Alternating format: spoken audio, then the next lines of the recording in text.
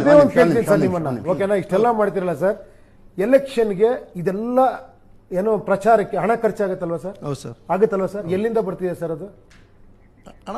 ಎಲ್ಲಿಂದ ಬರುತ್ತೆ ಅಂದ್ರೆ ಜನಗಳಿಂದ ಇರ್ತದೆ.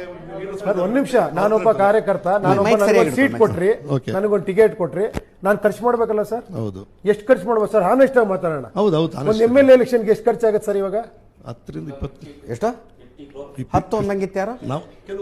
ಬೆಂಗಳೂರು ಸುತ್ತ ಕಡೆ ಗ್ರಾಮ ಪಂಚಾಯತಿ ನೋಡಿ ಒಂದ್ ನಿಮಿಷ ನೋಡಿ 50 crores ಖರ್ಚು ಮಾಡಿ ಸಂಬಳ ಎಷ್ಟು ಸರ್ MLAಗೆ? 2 ಲಕ್ಷ, 2.25 ಲಕ್ಷ ಏನೋ ಬಿಡಿ. 3 ಲಕ್ಷ ಬರೋ 4 ಲಕ್ಷ ಸರ್. 3 ಲಕ್ಷ ರೂಪಾಯಿ ಜಾಬ್ಗೆ 50 ಕೋಟಿ ಸರ್. 50 ಕೋಟಿ ಬ್ಯಾಂಕ್ ಅಲ್ಲಿ ಇಟ್ಟರೆ ಒಂದು 15 ಲಕ್ಷ ಬಂದ್ಬಿಡುತ್ತೆ ಸರ್ ತಿಂಗಳಿಗೆ. ಅದನ್ನೇ ಬಿಸ್ನೆಸ್ ಮಾಡ್ಕೊಂಡಿದ್ದು ಅಂತ ಹೇಳ್ತಿದ್ರಲ್ಲ, ಅದೇ ಬಿಸ್ನೆಸ್ ಮಾಡ್ಕೊಂಡ್ಬಿಟ್ಟಿದ್ದಾರೆ. ಅದನ್ನ ಜನ ಯಾರು ಮಾಡ್ಕೊಂಡಿರೋದು? ರಾಜಕಾರಣಿಗಳು. ಯಾರು? ನೀವು ಯಾರು? ಜನನೇ, ನಾವೇ ಮಾಡಿರೋದು ಅದನ್ನ. ಈಗ ಯಾರು ಚೇಂಜ್ ಆಗ್ಬೇಕಾಗಿರೋದು?